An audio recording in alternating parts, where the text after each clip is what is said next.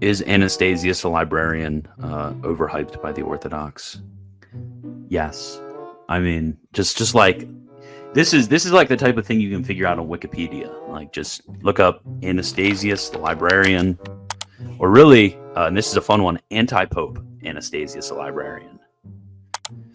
And when you look at this dude's life, it's crazy. So he was writing his letter to John the Deacon. I think it was 250 years after Maximus wrote or supposedly wrote his letter to Marinus. So it's crazy. I mean, that would basically be like if you took like a Supreme Court opinion from the 70s as like authoritatively interpretive necessarily of, you know, the Constitution or something like that. It doesn't make any sense. Siecienski, I don't like Siecienski at all. This is what he does, is he doesn't read things on its own terms. He reads it through Anastasius, the librarian's interpretation of Maximus's interpretation of Cyril, and his interpretation of contemporary Latins, which must mean that's his interpretation of Augustine.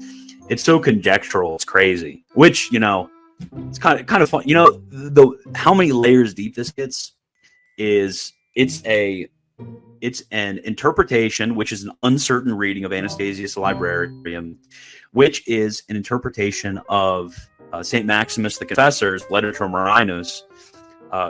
Saint Anastasius is his letter to John the Deacon, and then that's his interpretation of Maximus, which is letter to Marinus, and that's an uncertain interpretation with a work that might not be genuine, who is interpreting, you know, other people. So like you're literally at like 4 layers of interpretation and 2 layers of forgery at this point. So possible forgery, that is. I actually think that letter to Marinus is genuine, but I do think Emissionum is the correct reading of Anastasius Librarian.